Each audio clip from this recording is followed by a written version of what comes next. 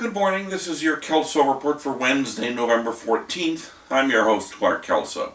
We begin today with two sovereign immunity cases. The first involving the proper interpretation of the Little-Tucker Act in a suit brought under the Fair Credit Reporting Act, and the second involving tribal sovereign immunity against an antitrust suit. Our third case involves the scope of judicial review of an arbitration award. Well, as you know, because of the doctrine of sovereign immunity, the United States government may not be sued without its consent. Consent is usually found in a combination of statutes establishing federal court jurisdiction and statutes creating a cause of action against government.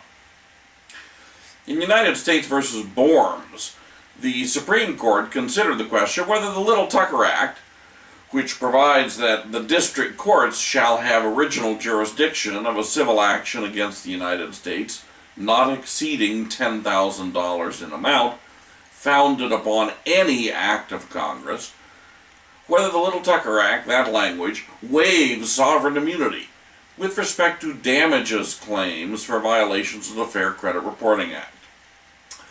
The Federal Circuit found that the Little-Tucker Act's waiver of sovereign immunity could be combined with the remedial provisions found in the Fair Credit Reporting Act to establish a suit against the government, where the Supreme Court unanimously reversed, explaining that where a federal statute contains a detailed remedial scheme, such as exists in the Fair Credit Reporting Act, it is inappropriate to simply append the Little-Tucker Act to that statutory regime.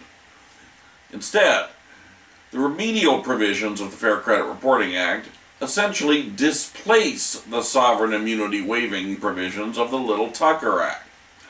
So the waiver of sovereign immunity must be found then exclusively in the Fair Credit Reporting Act itself. To do otherwise, according to the court, would expand the remedies provided in the Fair Credit Reporting Act beyond what Congress may have intended, and would clearly expand the Little-Tucker Act's waiver provisions beyond what Congress had intended. The court remanded to the Federal Circuit so that it could consider in the first instance whether the Fair Credit Reporting Act, standing alone, waives the United States sovereign immunity. Sovereign immunity was also the problem for the plaintiffs in Miller v. Wright, where the Ninth Circuit affirmed the dismissal of plaintiffs' federal antitrust suit, which they had brought against an Indian tribe to challenge the imposition of special taxes upon the sale of cigarettes on tribal lands, pursuant to an agreement between the tribe and the state of Washington. Now, the law is clear that tribal sovereign immunity protects Indian tribes from suit absent express authorization by Congress or clear waiver by the tribe. This immunity applies to the tribe's commercial as well as governmental activities. Nothing in tribal law or in the agreement with the state of Washington purported to waive the tribe's immunity from this particular suit against the cigarette taxes, and the Ninth Circuit panel held that the federal antitrust laws were not intended to abrogate tribal immunity.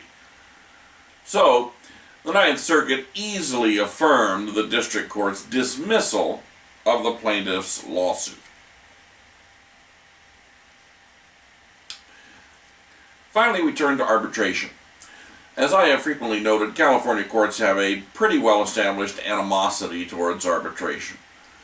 There has been a running battle with the United States Supreme Court over the enforceability of arbitration clauses in a variety of contexts. A battle the United States Supreme Court is, of course, slowly winning. But there is another key question involving arbitration where California courts have also demonstrated a reluctance to let arbitration be arbitration. One of the key attributes of arbitration is that the grounds for judicial review of an arbitral award are extremely narrow and generally do not encompass mere legal error. That's supposed to be one of the advantages of arbitration, finality of the arbitral award. In Ritchie versus AutoNation, however, the Second District concluded that a legal error committed by the arbitrator was so clear and so contrary to important statutory policy that the arbitral award had to be vacated. In Ritchie, the dispute was between a former sales manager at a car dealership who was terminated from his job 4 weeks before the expiration of his approved medical leave under the Moore-Brown-Roberti Family Rights Act. He was terminated because his employer believed he was misusing his leave by working part-time in a restaurant he owned. The employee sued, and the case was referred to arbitration pursuant to a mandatory employment arbitration agreement. Well, the arbitrator denied the employee's claim based on the so-called honest belief or honest suspicion defense. And the trial court denied the employee's motion to vacate the arbitrator's decision and granted the employer's petition to confirm the award. But the Second District reversed, concluding that the honest belief defense, accepted by the arbitrator, is incompatible with California statutes, regulations, and case law, and deprived the employee of his unwaivable statutory right to reinstatement. According to the court, this clear legal error abridged the employee's statutory rights under the Family Rights Act, rights based on and intended to further an important public policy. Because the act was intended to further an important public policy, the Second District applied the California Supreme Court's decisions in Armendariz versus Foundation Health and Pearson Dental Supplies versus Superior Court, which permit a court to review the merits of an arbitral award and vacate an award that is contrary to important public policies of the state. Now, the problem with this decision, and frankly I think the problem with Armendariz and Pearson, is that it is pretty easy to conclude that nearly any statutory right reflects important public policies, and that opens up arbitral awards to increasingly broad judicial review. We'll see whether the decision in Ritchie versus AutoNation gets picked up for review by the California Supreme Court.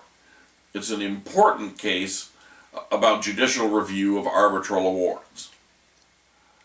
And that's it for today's Kelso Report. Have a great day in the law.